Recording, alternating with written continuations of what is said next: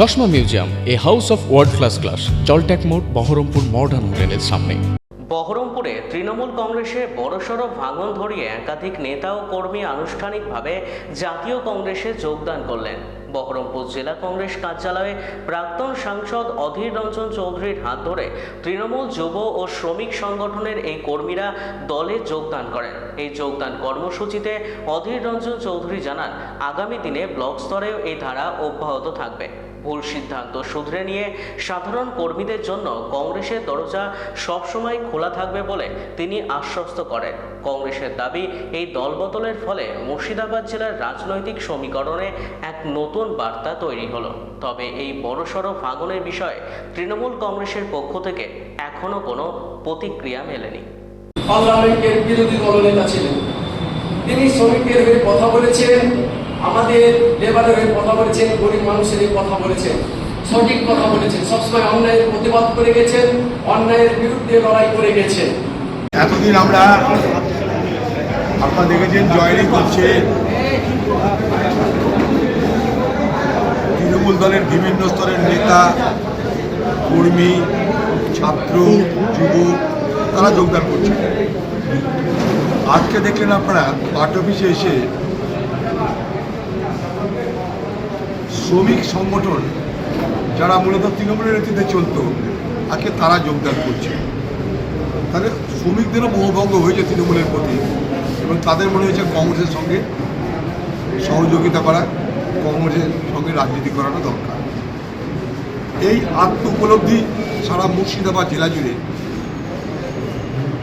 সরকারি দল যারা ছিল, যারা সারা পশ্চিমবঙ্গে 15 বছর পরিচালনা করেছে, সেই টিএমসি দলের কর্মী, সমর্থক, ছাত্র, যুব এবং আজকে দেখছেন শ্রমিক, তাদের সকলের মধ্যে হচ্ছে, এবং তার জন্যেই তারা আজকে আমাদের পার্টি অফিসে এসে আমাদের সঙ্গে যোগদান করছে। আমাদের আইনটিউসির তরফ থেকে আমাদের সুনু আছে, পিকু আছে, তাদের সঙ্গে যোগাযোগ করে তারা সব আমাদের দলে যোগদান করল। মুর্শিদাবাদ জেলার গত 13 তারিখে দেখেছেন তৃণমূলের অনেক কর্মী তারাও যোগদান করেছে। আমরা সকলকে মঞ্চে উঠিয়ে তাদেরকে পতাকা ধরাতে পারেনি, কারণ এত ভিড় ছিল যে সেটা করতে অসুবিধা হয়েছিল আমাদের।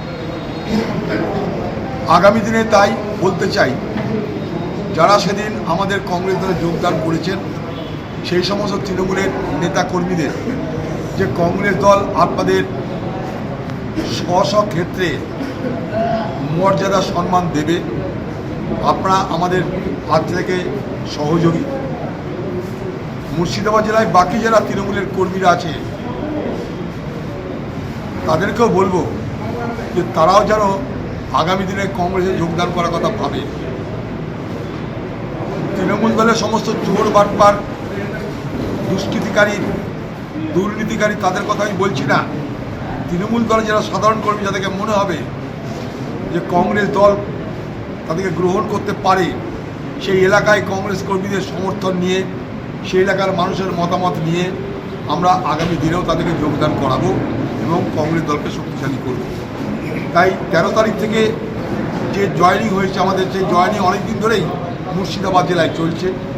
এর আগে অনেক ব্লকে গিয়ে আমি বড় বড় মিটিং করেছি জয়েনিংয়ের।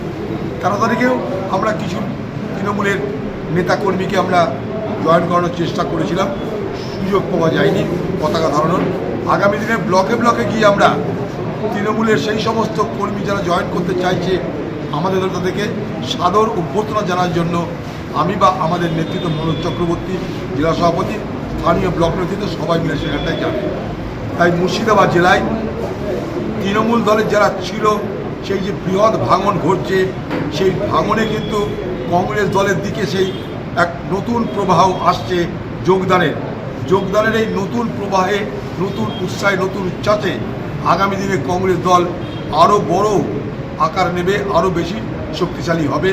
তৃণমূল দলের সেই সমস্ত কর্মীদের মনে করব যারা মনে করছেন যে তৃণমূল দল করে ভুল হয়েছে, তৃণমূল দল করতে করতে হতাশ হয়েছেন, তৃণমূল দলের অন্যায়ের সঙ্গে সমঝোতা করতে পারেননি, অথচ মুখ বুজে থাকতে হয়েছে ভয় ভীতিতে, তাদের জন্য কংগ্রেসের দরজা খোলা আছে। আপনারা আসুন, আমাদের সঙ্গে যোগ দিন। আমরা আপনারা যারা যোগদান করবেন মিলে মিশে আমরা একসঙ্গে লড়াই করব, সংগ্রাম করব, সঙ্গে থাকবো।